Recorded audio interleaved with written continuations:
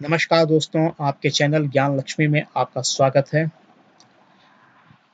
ज्ञान लक्ष्मी में आज हम बात करेंगे कि इंटरमीडिएट 10th प्लस 2 यानी कि 12th के बाद हम कौन से आईटीआई कोर्स कर सकते हैं। पिछले कुछ वीडियो में मित्रों हमने काफ़ी डिटेल से बात की थी आईटीआई के बारे में। यदि आप आईटीआई में इंटरेस्टेड हैं करने में तो उन वीडियोज़ को ज़रूर चेक करें।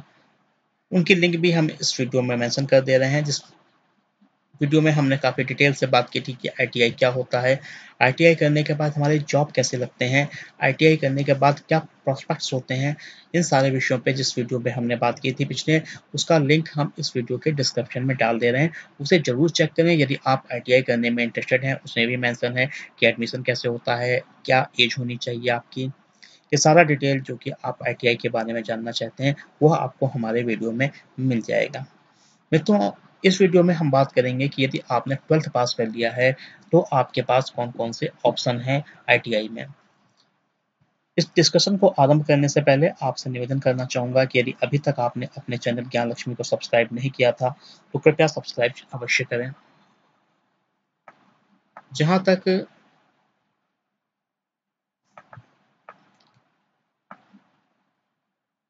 12th के बाद आईटीआई की बात है तो इसमें 3 कोर्स आपके लिए मेन आते हैं। पहला है स्टेनोग्राफी हिंदी का कोर्स।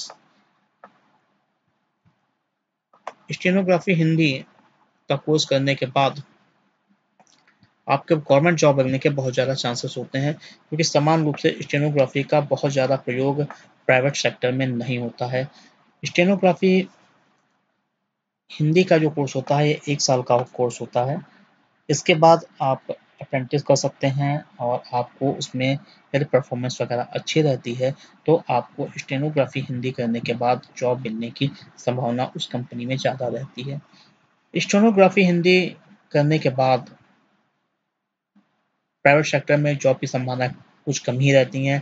गवर्नमेंट सेक्टर में आप अप्लाई कर सकते हैं। यदि आप गवर्नमेंट सेक्टर की तैयारी कर रहे हैं तो शायद स्टेनोग्राफी आपके लिए एक सूटेबल कोर्स हो सकता है जो आपको एक एडवांटेज एक्स्ट्रा दे सकता है।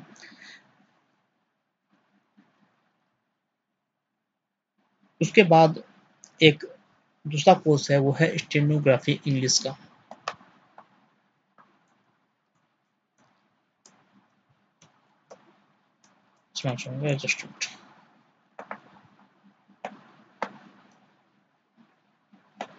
स्टेनोग्राफी हिंदी की तरह ही स्टेनोग्राफी इंग्लिश का कोर्स होता है और इस कोर्स की ड्यूरेशन भी 1 साल होती है।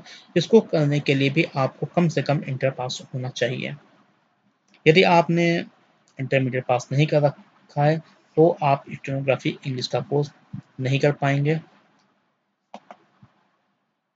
तीसरा कोर्स है, एक काफ़ी महत्वपूर्ण कोर्स हो सकता है ये आपके लिए। इसे बोलते हैं COPA यानी कि कंप्यूटर ऑपरेटर एंड प्रोग्रामिंग।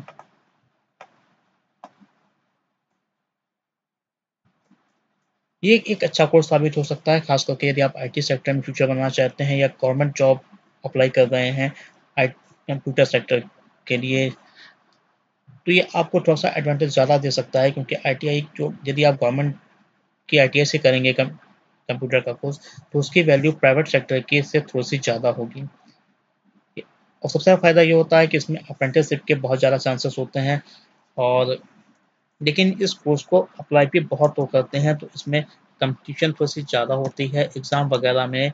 इसमें थोड़ा सा टफ होता है तो आपको उसके लिए मेहनत करके प्रॉपर जानना होगा, ताकि यदि आप एग्ज़ाम देते हैं तो आपकी रैंक अच्छी बने। साथ में मेरिट भी महत्वपूर्ण होती है आईटीआई के लिए, तो आपके मार्क्स जो हैं वो भी ठीक ठाक होने चाहिए हाई स्कूल में और इंटर में, ताकि आपकी मेरिट को लेकर यदि कोई बात आती है तो भी चीज़ें ठीक ठाक हों। तो ये एक अच्छा कोर्स है, इसको करने के बाद आपको ठीक ठाक जॉब मिल सकती है। और जैसे जैसे आप आईटी सेक्टर में कंप्यूटर सेक्टर में चीज़ों को सीखते जाएंगे वैसे वैसे आपके प्रमोशंस वगैरह के चांसेस भी काफ़ी ज़्यादा बनते हैं, क्योंकि कंप्यूटर को लेकर तो जॉब की कमी है ही नहीं। लेकिन मित्रों, यदि आप आईटीआई में इंटरेस्टेड हैं तो मैं आपको यही सजेस्ट करूंगा कि आप इंटर तक वेट ना करें। आईटीआई 2 तरह के ट्रेड्स को कोर्सेज को ऑफर करता है। एक होता है इंजीनियरिंग और एक होता है नॉन इंजीनियरिंग। इंजीनियरिंग की ट्रेड में यदि आप इंटरेस्टेड हैं, जो मैक्सिमम आईटीआई की ट्रेड होती हैं और जिनका स्कोप काफ़ी ज़्यादा होता है, जैसे कि फिटर हो गया, टर्नर हो गया, इलेक्ट्रीशियन हो गया, तो ये सारे कोर्स हाई स्कूल के बाद होते हैं, 10th के बाद होते हैं। तो यदि आपने माइंड मेकअप कर रखा है कि आपको आईटीआई करना है, तो मैं तो आपको ये सलाह दूंगा कि आप हाई स्कूल के बाद जाएँ, 10th के बाद जाएँ, क्योंकि यदि 12th के बाद आप आईटीआई करने जाते हैं, तो ऐसे में आपको कोई बहुत ज़्यादा एडवांटेज नहीं मिलता है। कुछ कोर्सों को छोड़ दें, तो सारे कोर्स हाई स्कूल के बाद हैं। यदि आप 10th के बाद जाके कोर्स ही सीधे करते हैं, तो आप जब तक इंटरमीडिएट कंप्लीट करेंगे, तो 2 साल का समय जो आपका वेस्ट हो रहा है, वो वेस्ट नहीं होगा। यदि आप पढ़ाई करना चाहते हैं, तब तो अच्छी बात है, आप पढ़ाई के लिए जाएँ। लेकिन यदि आपने माइंड मेकअप कर रखा है कि हमें 10th के बाद करियर बनाना है, 12th के बाद करियर बनाना है और आईटीआई के बारे में आप सोच रहे हैं, तो यदि आप इंटरमीडिएट के बाद करते हैं, तो मुझे लगता है कि 2 साल का समय आप व्यर्थ में बर्बाद करने जा रहे हैं और वो 2 साल का समय शायद जीवन में लौट के नहीं आएगा। आप आईटीआई कर लें, उसके बाद प्राइवेट यदि जॉब मिल जाती है तो प्राइवेट इंटरव्यू कर सकते हैं, 12th कर सकते हैं, जिससे आपका समय भी बर्बाद नहीं होगा और आपका करियर भी स्टार्ट हो जाएगा। लेकिन यदि आपने इंटर कर ही लिया है, उसके बाद आईटीआई करना चाहते हैं, तो भी आपके पास बहुत सारे ऑप्शन हैं। जो 10th के बाद के आईटीआई कोर्सेज हैं, वो सारे भी आप 12th के बाद भी कर सकते हैं। इसमें पिछली वीडियो में मैंने बताया था कि कौन कौन से बहुत ही अच्छे कोर्स हैं, तो वो लिंक भी आप अवश्य चेक करें आईटीआई को लेकर। तो आईटीआई में बहुत सारे ऑप्शंस हैं और जो इंजीनियरिंग कोर्सेज हैं आईटीआई के, उनकी वैल्यू भी काफ़ी ज़्यादा है और ऐसे कोर्स करने के बाद आपको करीबन जॉब मिलने की चांसेस भी काफ़ी ज़्यादा रहते हैं और आप सेल्फ रोजगार भी कर सकते हैं। तो बेहतर होगा कि आपने आईटीआई करने का मन बना ही लिया है, तो आप 10th के बाद जाएं। आईटीआई की जो टॉप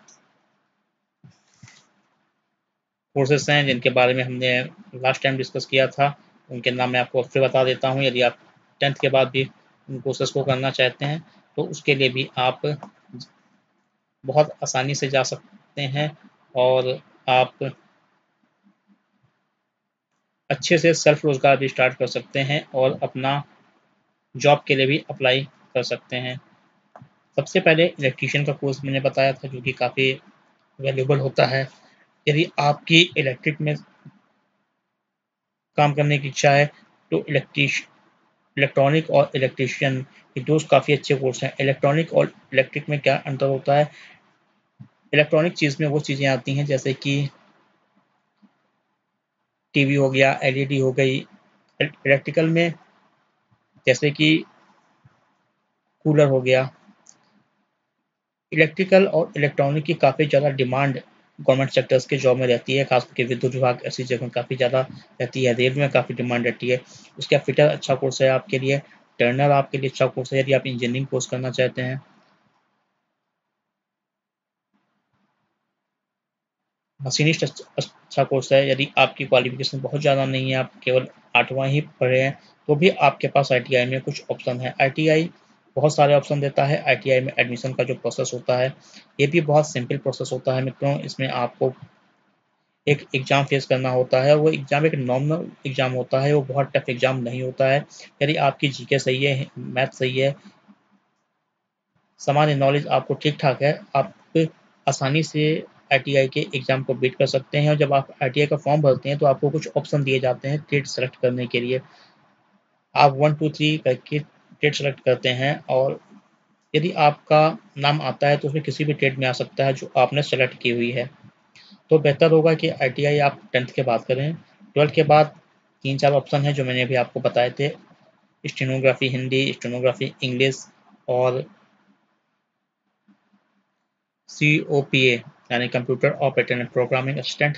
ये कोर्स के लिए आप 12th के बाद ही जा सकते हैं। तो यदि इन कोर्सों को छोड़कर आप इंजीनियरिंग कोर्सेज में इंटरेस्टेड हैं, तो केवल आप 10th के बाद ही ज्वाइन कर लें। यदि आपने इंटर कर लिया है, तो भी आप उन कोर्सेज को ज्वाइन कर सकते हैं।